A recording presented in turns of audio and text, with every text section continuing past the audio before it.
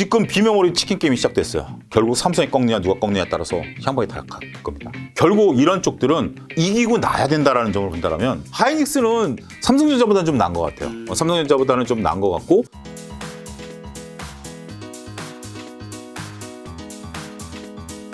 자, 세 번째 이야기는 대박난 뭐 포켓몬빵으로 본 투자 아이디어가 있다고. 어떤 건가요? 요즘 포켓몬빵이라는 게 이게 대박이 지금 편의점마다 여러분들 모르시는 분들은 포켓몬빵 하면 편의점 알바가 뭐 빵을 아무한테나 줬다가 잘렸대더라 뭐 이런 얘기도 있고 정도로 어마어마합니다. 그리고 여러분들 편의점 가보시면 이제 보이실 거예요. 포켓몬빵 없습니다. 포켓몬빵은 몇 시에 들어옵니다. 언제 들어올지 모릅니다. 편의점마다 붙여있는 게 다 달라요. 근데 지금 뭐 저도 얘기를 듣기로는 뭐 물론 이제 저는 이제 방송 어린 작가분들을 많이 접하다 보니까 포켓몬빵 얘기를 들었고 그래서 이제 관심 있게 보니까 저 새벽 방송할 때 편의점이 몇 군데 들어가 봤어요. 근데 줄 서 있어요. 부모들이. 네. 자식들이 원하는 그 빵을 먹자라는 게 아니라 포켓몬빵 안에 스티커가 들어있대요. 네. 그걸 모으는 게 붐이래요. 네. 그래서 우리가 옛날에 스타벅스에서 굿즈 줄 때 스타벅스 뭐 20잔 사가지고 딱 뭐 버리고 굿즈만 가져간다는 것처럼 빵을 버리는 사람도 있대요. 빵을 안 먹고. 근데 어찌됐든 열풍입니다. 포켓몬빵을 구하기 위해서 열풍이에요. 포켓몬빵을 SPC 삼립에서 만듭니다. 그러면 이렇게 대박이 나는데 그래서 저는 이제 주식쟁이니까 SPC 삼립을 쳐봤어요.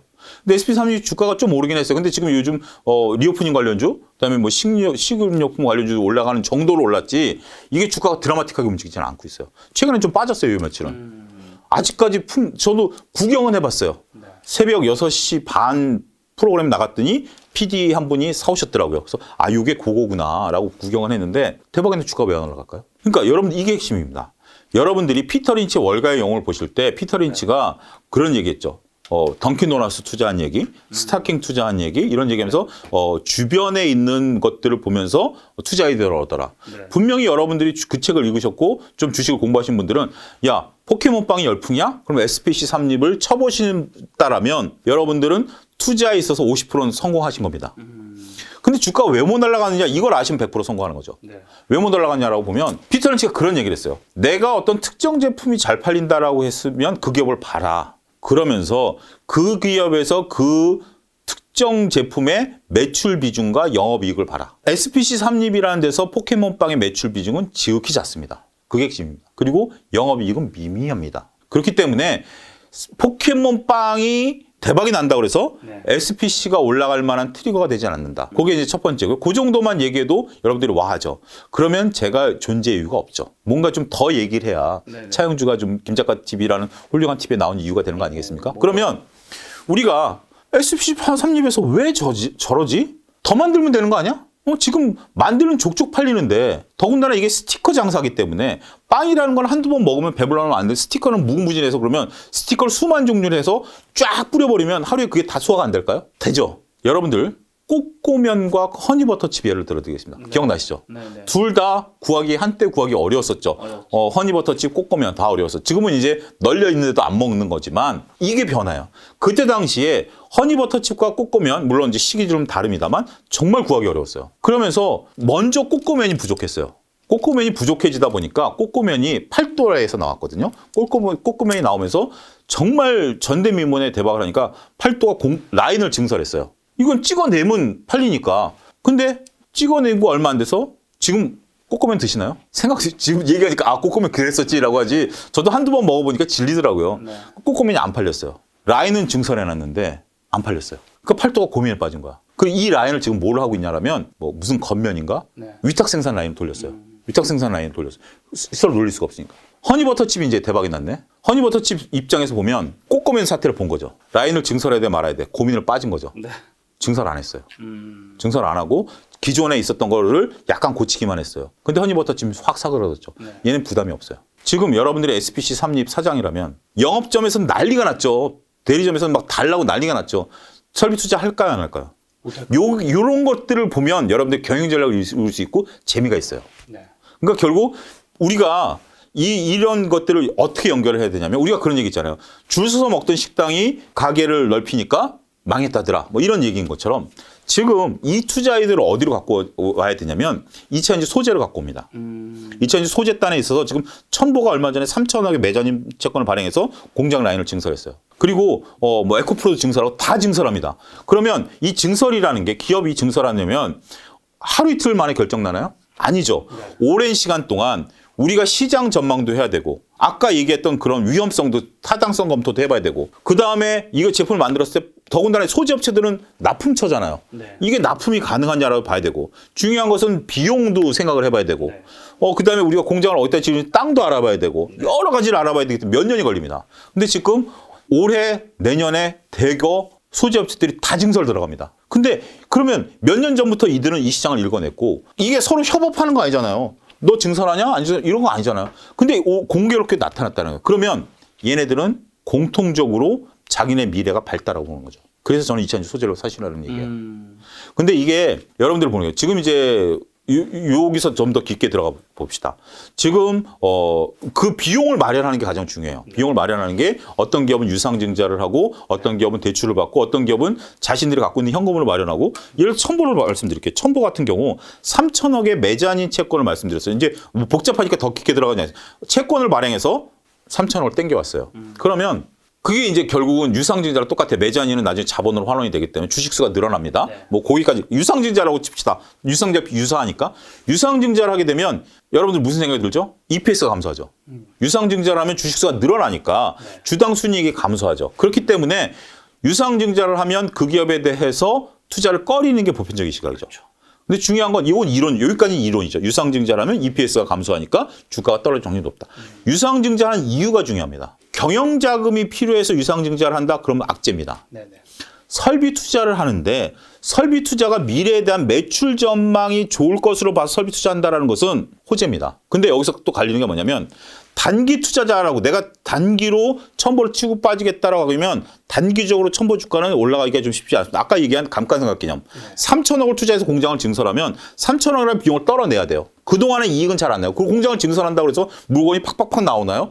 다시 설비해야 되죠. 사람들 거기다 투여해가지고 이제 손에 익혀야 되죠. 막 이러다 보면 비용이 늘어나는 거예요. 그러니까 소위 말해 수율이 안 나와요. 완성도가 떨어져요. 근데 이게 시간이 갈수록 완성도가 올라가고 감가상각 비용은 떨어지죠. 그러면 향후 이익은 증가하죠. 네. 그렇기 때문에 이런 개념을 보면 첨보는 장기 투자하시는 분들에게는 꽃놀이패다. 재무제표 하나도 안 어렵죠? 근데 여러분들이 재무제표 어렵다라고 생각하고 공부 안 하셨다면 제 이야기 100% 이해 안 되시죠? 이 정도로 재무제표를 활용할 수 있으셔야 돼요. 그래서 이게 지금 우리가 포켓몬 빵을 사태로 봤을 때 저는 SPC 같은 경우 증설 안 할 걸로 봅니다. 이건 뭐 하든 안 하든 상관없어요. 이걸 갖고 SPC 삼립이 주가 올라갈 만한 요소는 아니지만 얘네가 과거 꼬꼬면과 허니버터칩 사태로 봤을 때 우리가 첨보로 바라보는 눈을 키우셔야 된다. 이 점을 좀 강조드리고 싶습니다. SPC 산립에서는 어쨌든 상품의 매출이 높아져서 줄을 서는 거 보고 이제 피터 린치 책에서도 그게 눈여겨봐야 된다 했는데 거기서 또 매출 비중을 어느 정도 그렇죠. 차지하느냐는 또 굉장히 그러니까 여러분들이 지금은 뭐 SPC 삼립을 안 쳐봤다 하더라도 여러분들 주위에서 만약에 제품이 대박이 나면 그 상장회사 관련 있는지를 꼭 찾아봐요. 50% 먹고 들어가십시오. 그렇죠. 50% 먹고 들어가십시오. 자, 말씀해 주신 그 2차전지 섹터 한번 점검하면 예. 뭐 LG 애니솔루션, LG학, 삼성에서 SK 이노베이션 같은 그런 것도 있고 네. 뭐 에코 뷰로빈, LMF, 첨보, 에코프로, 솔브레인 같은 네. 말씀하신 종목도 있는데 좀 어떻게 보세요? 저는 셀은 지속적으로 안 좋을 것 같아요. 네. 셀은 지속적으로 안 좋을 것 같고 지금 셀 같은 경우는 계속해서 제가 강조드리는 것들이 셀 회사들이 커지고 있는 건 맞아요. 셀 회사들이 이제 먹잘 것은 많지만 자동차 회사들이 내재화를 시작한다는 걸 저는 목숨 겁니다. 왼팔 겁니다. 네. 왼팔 겁니다. 거기에 대해서 많은 얘기들을 하는데 이게 수율, 그러니까 앞서 얘기한 수율을 나타내기가 어렵습니다만 자동차 회사들이 저는 엔진을 외주를 안 주는 것처럼 2차전지에 대해서는 결국 외주를 안 줄 것 같아요. 그래야 자기네들이 원하는 제품들을 찍어낼 수 있기 때문에 이걸 외주를, 물론 뭐 협업 관계를 할 수 있다. 협업은 언제든 돌아설 수 있기 때문에 끌려다니는 거예요. 자동차 회사가 끌려다니는 거예요. 그렇게 된다면 지금 여러분들 2차전지 LG엔솔이 지금 최근에 주가가 올라가는 이유 중에 하나가 LG엔솔 주가가 빠졌던 이유를 아셔야 돼요. 빠졌던 이유 중에 하나가 지금 뭐 다양한 원자재 가격이 급등하다 보니까 예를 들어서 이게 2차전지가 이렇게 생겼죠. 2차전지가 뭐 100만 원에 판매가 되는 건데 전에는 뭐 80만 원 주 원가에 100만 원 판매됐었는데 원가가 올라가니까 지금 이게 90만 원, 100만 원까지 원가가 올라갔다. 이걸 100만 원 팔면 이익이 나겠느냐? 이익이 안 날 것이다. 그래서 주가가 빠졌어요. 근데 지금 막 LG 엔솔이 기자회견을 하니까 이게 100만 원 정도 되면 정가할 수 있대요. 가격을 올려버린대요. 네. 거의 90% 올려버린대요. 그렇기 때문에 생각보다 이익이 안 줄었어요. 원가가 올라가 그 대신 자동차 회사들은 이걸 사와야 되니까. 그래서 가불관계가 자기네들은 공식적으로 얘기했어요. 가불관계에서 우리가 을은 아닙니다. 그럼 LG 엔솔이 와 박수치죠. 그럼 여러분들 무슨 생각하셔야죠? 내가 정의선 회장이면 LG 엔솔 가만히 두겠어? 내가 갑인데 갑자기 부품 회사가 가격 올려달래. 뭔 소리야? 가격 왜 올려줘? 아까 얘기했죠. 만도 영업이익률이 낮다라는 거. 뭔 소리야? 그래? 그럼 니네 저기 배터리 안 줘. 야 아이오닉 출고해야 돼. 배터리 줘. 아 싫어. 너 내가 안 올려주면 나 안 줘. 아이오닉 출고하지 마. 그럼 정의선 회장이 뭘 하겠죠? 담당이면 불러가지고 야 내재화 시켜. 돈이 없어. 기술력이 없어. 없으면 M&A 해서 사람 갖다라도 만들어. 저라면 정의선 회장님 그럴 것 같아요. 지금 당장 어렵어. 지금 당장 어려운 거 알아. 만들어. 근데 현대가 선언을 안 했나요? 선언했어요. 우리 내재화 하겠다. 볼보도 선언했고요. GM도 선언했고 다 했어요. 근데 많은 사람들이 거기에 좀 부정적인 시각을 갖고 있죠. 아직도. 과연 되겠어? 지금 LG 엔솔도 흑자 전환되는 게까지 몇 년이 걸렸는데 자동차 회사가 돈이 없습니까? 기술력이 없습니까? 사람이 없습니까? 당연히 적자를 보죠. 하지만 언젠가 만들어내겠죠. 현대가 자체적으로 일본에서 그 정말 그 베껴다가 그 엔진 만들었을 때 처음에 현대 엔진 처음 나왔을 때 저 기억나요. 그때 스텔라인가 뭐 그런 차인데 정말 허접했어요. 막. 근데 지금 좋은 거 나왔잖아요. 언젠가 이 시장이 열릴 것이다라고 보기 때문에 저는 셀은 별로다. 네. 그렇기 때문에 그걸 보고 소재들이 증설을 했다. LG 엔솔도 납품하고 현대차도 납품하고 다 LG 엔솔이 파이가 줄어드는 건 아닙니다. 전체적으로 시장 파이가 커집니다. 커지고 지금 자동차 회사는 수백 개 정도 되겠죠. 네. 그럼 결국 내재화할 수 있는 기업들은 메이저밖에 없어요. 지금 미국 같은 경우도 중소업체들이 많아요. 네. 만약에 쌍용차가 전기차로 간다면 쌍용차가 그 뭐죠? 저걸 내재화할까요? 못 하잖아요. 그러니까 쌍용차 같은 경우는 LG 엔솔 걸 사다 쓸 거예요. 지금 쌍용차도 엔진 진해 엔진이 없어요. 벤츠 엔진 갖다 쓰잖아요. 그렇기 때문에 쌍용차 같은 데 갖다 쓸 거란 말입니다. 그렇기 때문에 전기차 시장이 커지면 LG 엔솔 파이가 커지지만 걔네가 지금처럼 을 아닌 갑일 수가 있을까요? 저는 그렇게 안 봅니다. 2차 전지 어쨌든 소재 쪽 소재 투자할 거면 그쪽으로 네, 네. 보자. 그럼 방금 연결되는 섹터로 자동차 섹터, 현대차, 기아, 현대모비스 이쪽은요? 안 결코 쓰는 이유가 네. 현대차 많은 분들이 물려 계시는데 네네. 아, 주가 굉장히 안 좋았죠. 지금은 보시다시피 끌려다녀요. 비용이 올라간 것을 고스란히 자동차 가격에 근데 자동차 가격을 올리느냐? 지금 배터리 회사들은 즉각 올리는데 자동차 회사들은 즉각 차 가격을 못 올려요. 물론 차 가격이 굉장히 많이 올라갔는데 즉각 못 올려요. 오늘 또 나온 뉴스가 뭐냐면 제네시스가 고급 브랜드로 나가기 위해서 제네시스 지금 전기차를 만드는데 물론 이제 이런 것들이 이제 트리거가 됐죠. 테슬라와 현대차는 자동차 공정부터 다릅니다. 개념부터 다르고요. 뭐 이걸 지금 논하려는 것도 아니고 지금은 인정해요. 현대차 같은 경우 제네시스가 화석연료차와 전기차가 똑같은 라인에서 만듭니다. 무게가 똑같아요. 무게가 똑같은데 자동차 같은 경우 저도 제네시스인데 한 2톤인가 그래요. 굉장히 무거워요. 차가 유리가 그 이중창이에요. 소음, 그러니까 제 제네시스 옆으로 오토바이가 지나가도 오토바이 소리가 거의 안 들려요. 진짜? 그걸 방지하기 위해서. 소리가 거의 저도 몰랐는데 음악이 막 근데 유튜버 뭐 누가 하다 보니까 이중창이래요. 무게가 그만큼 무거운 거죠. 배터리한테는 상극이죠. 배터리한테 상극이 그래서 제네시스 전기차를 기준으로 해서 그 엔진 커버를 알루미늄으로 바꿨대요. 무게를 줄이기 위해서. 그러면 비용은 늘어나죠. 네. 제네시스 가격 올릴 수 없죠. 지금 당장은.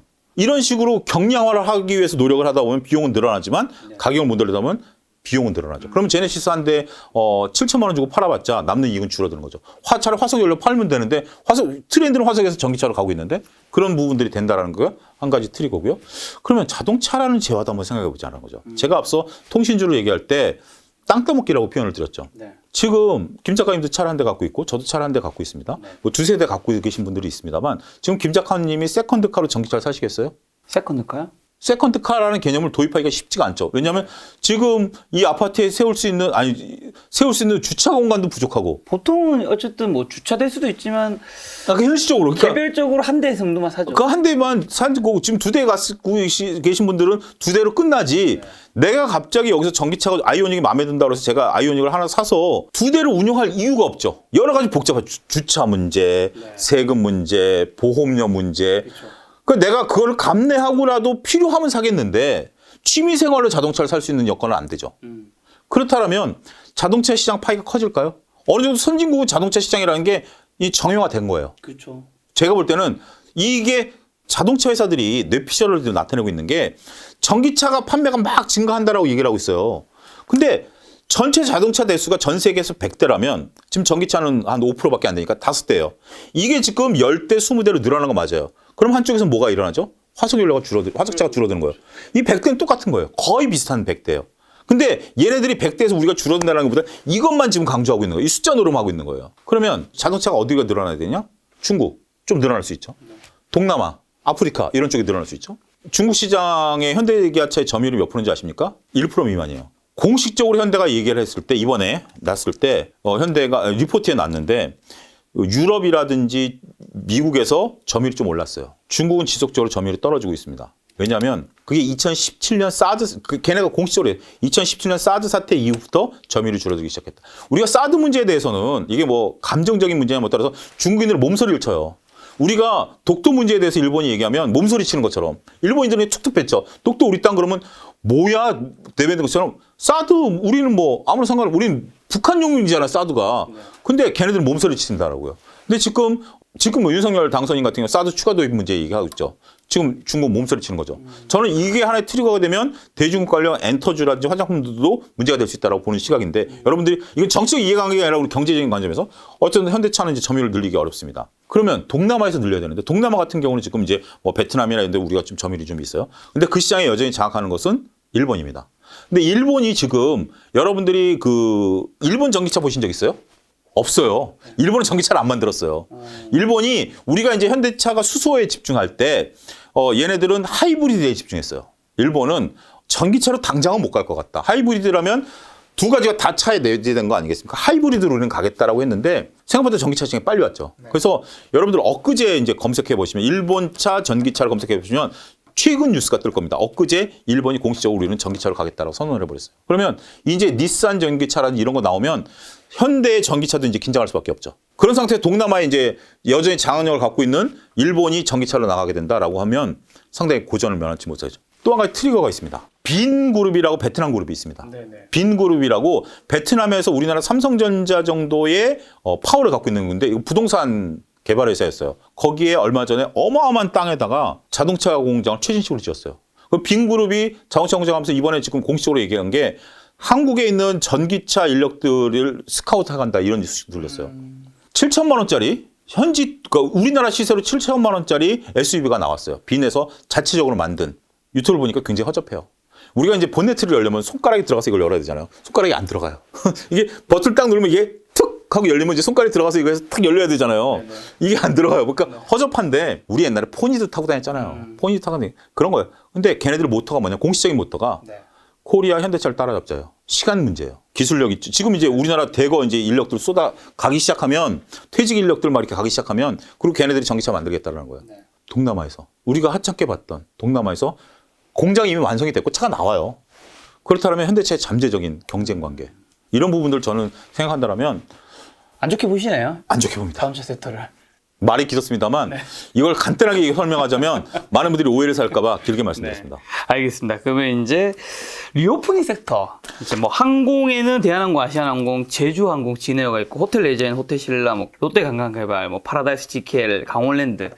여행에는 하나투어, 모두투어 등이 있는데 이것들을 저는 지금 조금 조심스러운 게 뭐냐면 지금 투자하기엔 너무 안 좋다. 지금 여러분들 하나투어랑 대한항공 기준으로 봤을 때 코로나가 본격적으로 발생했던 게 2019년 가을에 중국에서부터 터졌고요.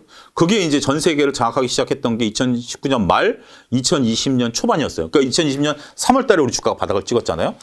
근데 2019년 초반만 해도 코로나라는 개념이 없었어요. 그러면 여러분들이 지금 생각해 보시죠. 저도 2019년 가을에 그러니까 코로나가 터지기 전에 그때 당시만 해도 2019년 같은 경우는 이제 5월부터 제가 왜 5월을 기억하냐면 5월에 일본을 갔었는데 그걸 1월 달에 예약을 해놨어요. 근데 이제 우리가 그 무슨 뭐 반한 감정이 생겨가지고 일본에 가는 것들을 다 취소했어요. 그리고 저는 예약을 했기 때문에 가족 여행이었기 때문에 일본을 갔는데 SNS에 사진을 못 올렸어요. 내가 일본 갔다는 소리를 할 수가 없는 상황이어가지고 정말 지금 제가 우픈 사실인데 그랬던 기억이 나요. 그러고 나서 여행이 딱 끊겼죠.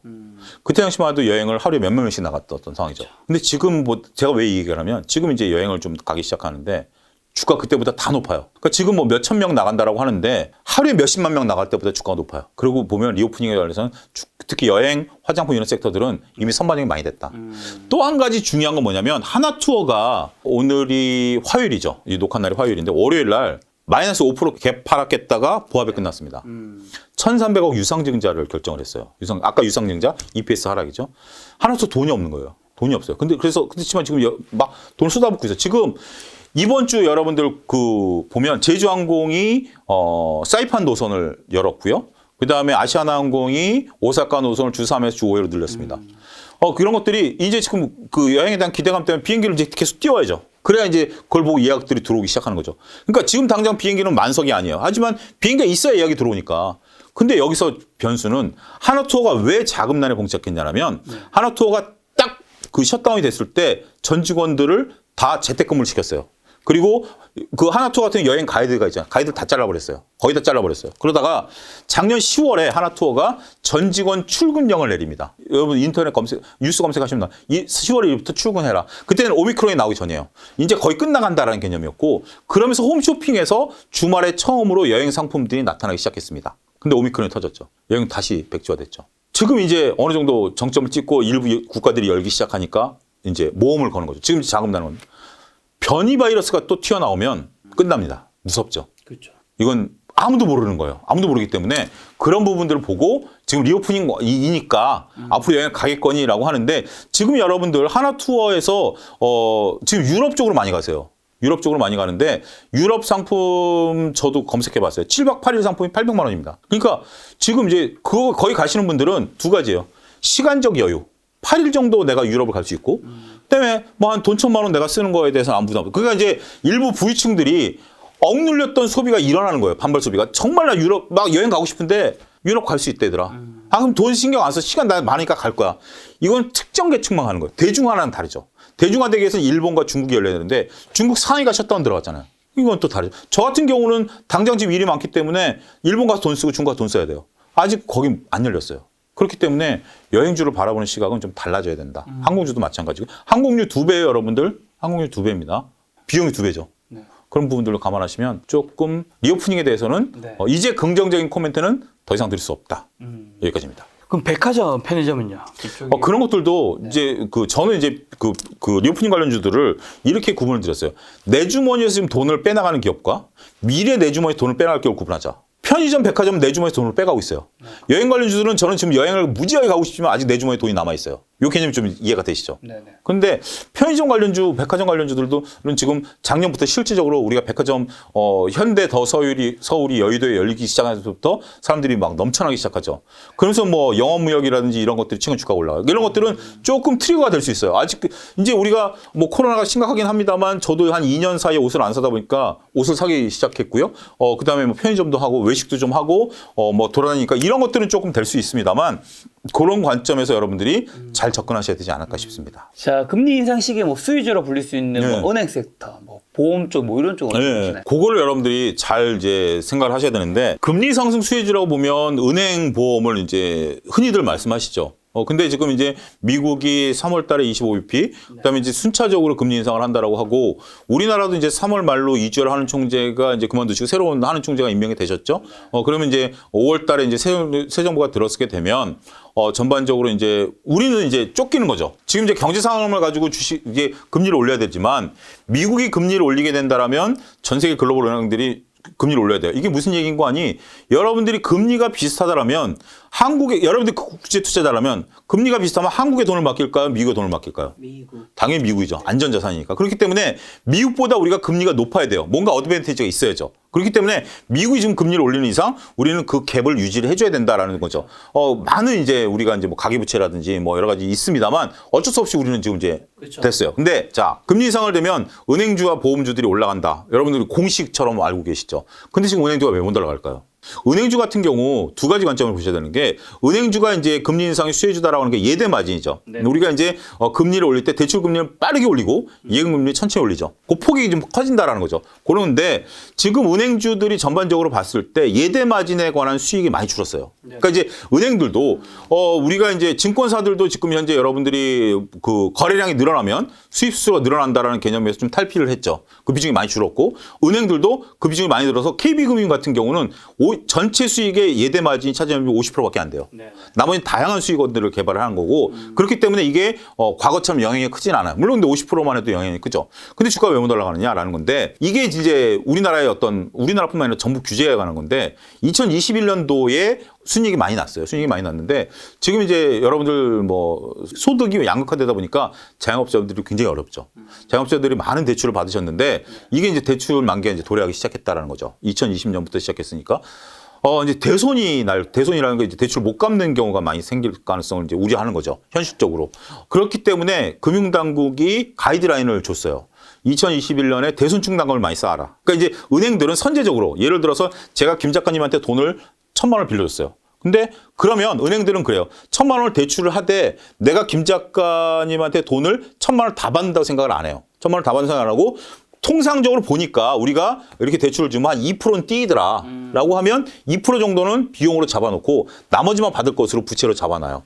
그게 이제 대손충당금이 못 받을 거로 하는 게 대손충당금인데 이게 이제 징후가 보이면 바로 잡아요. 은행은. 예를 들어서 뭐 기아 같은 경우 부도설이 돈다 그러면 기아에 됐던 대출을 다 대손충당금으로 잡아버려요. 일단. 네. 그렇게 되는데 이 금융당국이 가이드라인을 줬으니까 잡아야죠. 그러니까 이익이 확 줄은 거죠. 그러니까 생각보다 이익이 줄어들 것이라 해서 은행주가 빠진 거예요. 네. 그런 개념으로 은행주를 보시고 결국 금리 인상에 대한 부분들은 지금 비용이 증가된 상태에서 전체적으로 차지하는 수익 비중이 높지 않기 때문에 은행주는 조금 중립이다. 보험주들이 올라가는 것들에 대한 상식을 보면 이런 거죠. 금리를 인상하면 보험사들은 다양한 자산 포트폴리오 구성하고 있는데 금리를 올리면 가장 이제 많은 뇌피셜 채권을 많이 보유하고 있으니까 채권에 대한 어떤 수익률이 올라가지 않겠느냐라는 거죠. 질문 드릴게요. 금리가 올라가면 채권 가격이 올라가나요? 떨어지나요? 떨어지지 않나요? 떨어지죠. 네. 그러면 이거 상식이잖아요.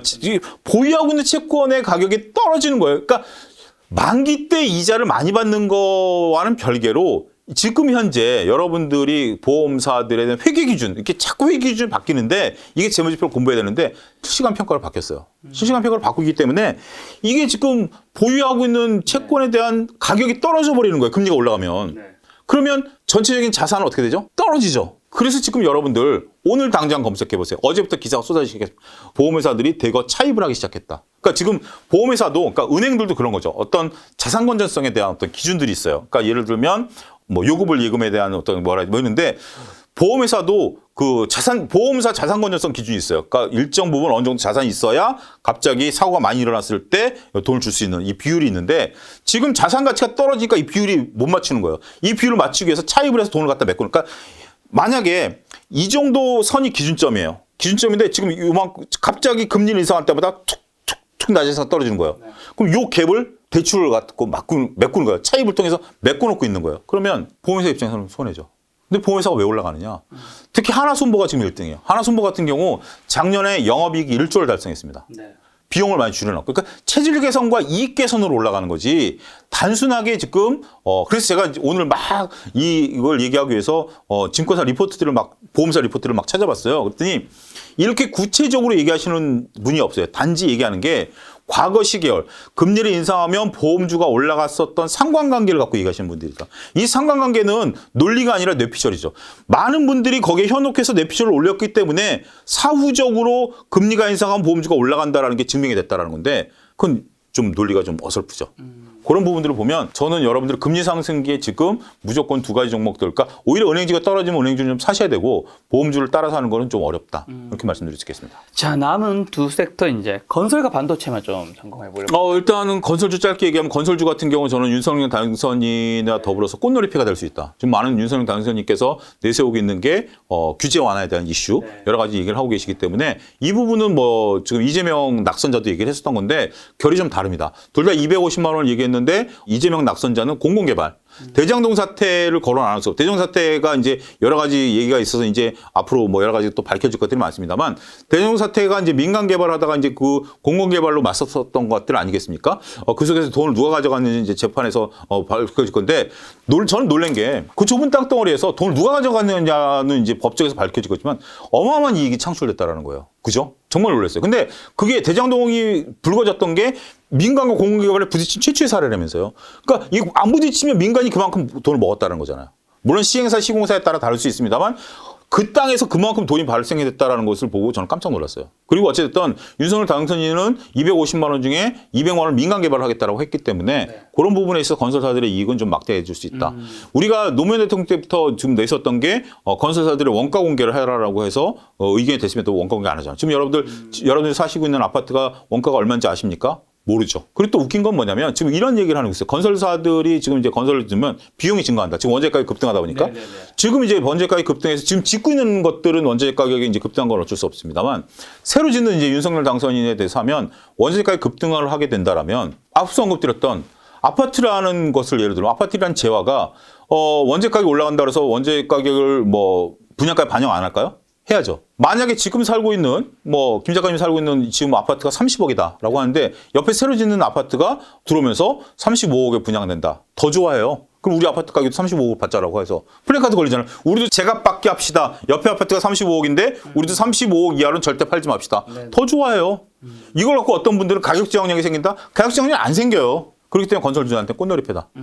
반도체 말씀드릴게요. 반도체 관련해서는 두 가지 관점에서 말씀드리는데 네. 하나는 2021년만큼 애널리스트 분들의 분석이 그렇게 드라마틱하게 틀린 적이 없어. 왔다 갔다 한 적이 없어서 틀리다기보다는 처음에는 좋다가 피크아웃이었다가 그래서 나쁘다 다시 좋다 막 이게 나오는데 올해 어쨌든 전망이 좋다니까 믿어보고요. 그다음에 지금 삼성전자 기준으로 보면 몇 가지 트리거들이 보이기 시작했어요. 첫 번째는 GOS 문제. 네. 그 GOS 문제가 이제 나타나면서 많은 투자자들이 의구심을 자아낸 거죠. 삼성의 기술이 좀 떨어지는 거 아니야? 이게 단순하게 기능을 제어하는 문제가 아니라 반도체 문제가 또 되는 거 아니야? 그 첫 번째고 두 번째는 삼성이 이제 메모리만 갖고 안 되니까 비메모리 진출을 선언했죠. 비메모리 진출을 선언했는데 지금 비메모리와 관련해서 치킨 게임이 시작됐습니다. 그러니까 우리가 여러분들 치킨 게임이라는 단어 생각나시죠? 네. 삼성이 되기까지는 일본과 많은 나라 국가들의 반도체 회사들과 치킨 게임을 했어요. 일본이 꺾었죠. 더 이상 투자 안 하겠다. 그래서 삼성이 독주가 시작된 거죠. 근데 지금 비메모리 치킨 게임이 시작됐어요. 결국 삼성이 꺾느냐 누가 꺾느냐에 따라서 향방이 다 바뀔 겁니다. 그렇기 때문에 결국 이런 쪽들은 이기고 나야 된다라는 점을 본다면 그래서 앞서 서두에 6만 원대 사셨다라는 거 과연 잘했을까요? 자, 이건 나중에 지켜보도록 하죠. 예. 그럼 하이닉스는요? 하이닉스는 삼성전자보다는 좀 나은 것 같아요. 삼성전자보다는 좀 나은 것 같고 네. 저는 이제 SK하이닉스보다 DB하이텍. DB하이텍이 그동안 트리거였던 것 중에 하나가 증설을 안 했던 것들이 트리거인데 전 그게 신의 한 수였다. 그러니까 우리가 과거 현대차 그룹이 4억을 짓는다, 10조를 갖고 4억을 짓는다고 그랬을 때 주가도 빠지고 욕 무지하게 했어요. 그 돈 같으면 자동차 회사를 인수하지 무슨 땅에다 무슨 냐 제 표현이 그랬습니다. 그런 얘기들이 돌아다녔어요. 근데 그게 신의 한 수였죠.